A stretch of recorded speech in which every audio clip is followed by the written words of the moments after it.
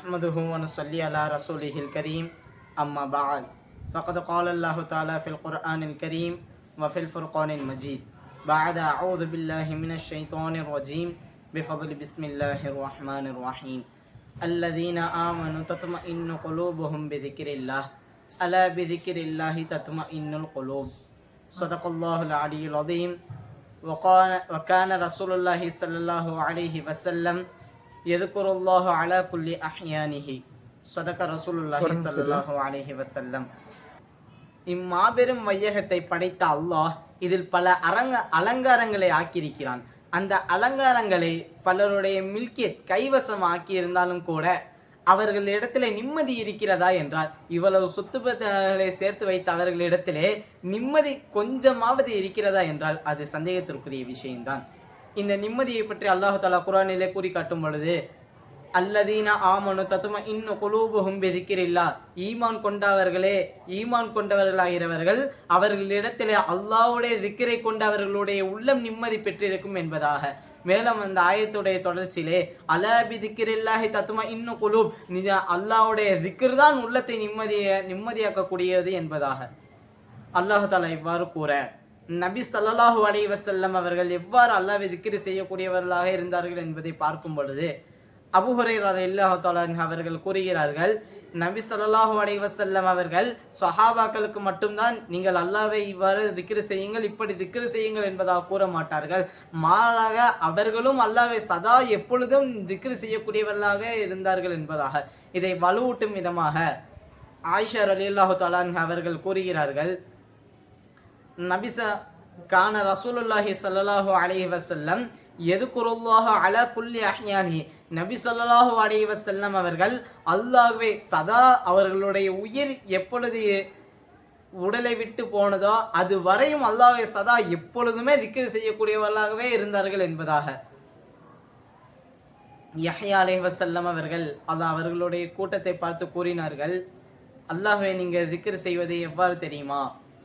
ஒருவனை எதிரிகள் துரத்தி கொண்டு வருகிறார்கள், ஆனால் அவனுடைய காலை தடத்தை பின்பற்றி அவர்களுடைய எதிரிகள் பின்தொடர்ந்து வருகிறார்கள். அப்படி வரும் பொழுது அவன் ஒரு கோட்டையிலே புகுந்து தஞ்சம் புகுந்து கொள்கிறான் என்பதாக கூறிவிட்டு, அந்த மனிதர் தான் நீங்கள், அந்த கோட்டை தான் அல்லாஹ்வை நீங்கள் திக்ர் செய்யக்கூடியது, அந்த எதிரி தான் ஷைத்தான், ஷைத்தானுடைய வேலை அல்லாஹ்வுடைய சிந்தனை விட்டு முற்றிலும் மாற்றி ஒரு வழிகேட்டின் பக்கம் கொண்டு செல்வதாகும். எனவே நீங்கள் அல்லாஹ்வை எப்பொழுதுமே திக்ர் செய்து கொண்டே இருங்கள் என்பதாக.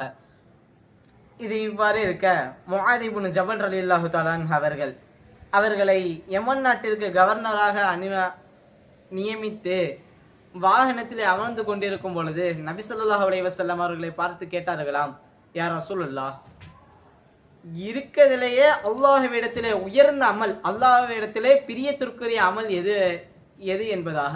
அதற்கு ரசூலுல்லாஹி ஸல்லல்லாஹு அலைஹி வஸல்லம் அவர்கள் கூறினார்கள், உன்னுடைய நாவிலே ஈரம் எப்பொழுது காய்கிறதோ அதுவரை நீ அல்லாஹ்வை திக்ர் செய்து கொண்டே இரு என்பதாக.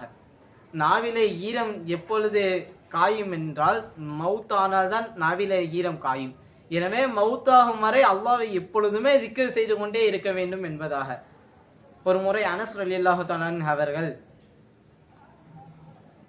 அறிவிக்கிறார்கள், மக்காவிலே அரஃபாவுடைய மலையின் மீது நபி ஸல்லல்லாஹு அலைஹி வஸல்லம் அவர்கள் அழுது கொண்டிருந்தார்கள்.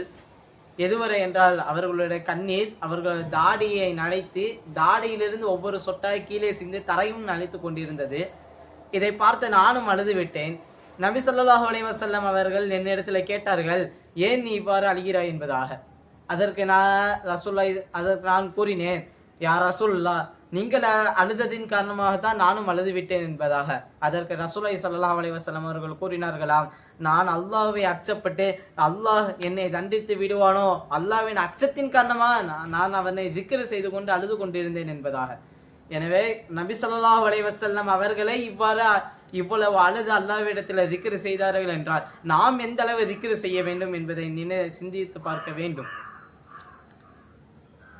இது இவ்வாறு இருக்க, நபி ஸல்லல்லாஹு அலைஹி வஸல்லம் அவர்கள் சஹாபாக்களை பார்த்து கேட்டார்களாம், நீங்கள் போர்க்களத்திற்கு சென்று நீங்கள் ஷஹீதாகுவதை விட, நீங்கள் வெட்டுப்படுவதை விட, அல்லது நீங்கள் மற்றவர்களை வெட்டுவதை விட சிறந்த ஒன்றை நான் அறிவிக்கட்டுமா?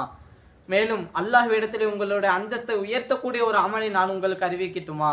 மேலும் நீங்கள் வாரி வாரி சதக்கா செய்வதை விட நான் சிறந்த ஒன்றை நான் உங்களுக்கு அறிவிக்கட்டுமா என்பதை கேட்ட பொழுது சஹாபாக்கள் ஆவலுடன் கேட்டார்கள், கூறுங்கள் யார் ரசூலுல்லாஹ் என்பதாக.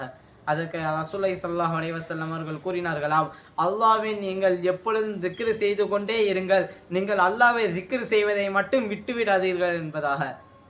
அல்லாஹ் தஆலா கூறியதாக நபி ஸல்லல்லாஹு அலைஹி வஸல்லம் அவர்கள் கூறுகிறார் ஹதீஸே குதுசியில், அல்லாஹ் தஆலா தன்னுடைய அடியானை பார்த்து கூறுகிறானாம், எந்த அடியான் அவனுடைய தேவையை கூட என்னிடத்திலே கேட்காமல் எப்பொழுதும் என்னை திக்ர் செய்யக்கூடியவனாக இருக்கிறானோ அவன் என்னிடத்திலே அவன் தேவைகளை கேட்கக்கூடிய அடியானை விட என்னிடத்திலே சிறந்தவன் என்பதாக.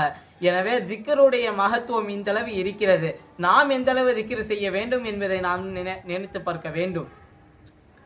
திக்ருடைய சிறப்புகளை பற்றி பார்க்கும் பொழுது எந்த ஒரு மஜ்லிஸில், எந்த ஒரு கூட்டத்தில் அல்லாஹ்வை திக்ர் செய்யக்கூடிய செயல் நடக்கிறதோ அந்த இடத்திலே மலக்குமார்கள் இருக்கிறார்கள் என்பதாக நபி ஸல்லல்லாஹு அலைஹி வஸல்லம் அவர்கள் கூறினார்கள். எனவே இனி வரக்கூடிய காலகட்டங்களில் நாம் அதிகமாக திக்ர் செய்து ரமலானுடைய முழு பயனையும் நாம் அடைந்து கொள்வதற்கு வல்லவன் அல்லாஹ் தௌஃபீக் செய்வானாக. வ ஆகிரு தஅவானா அல்ஹம்துலில்லாஹி ரப்பில் ஆலமீன்.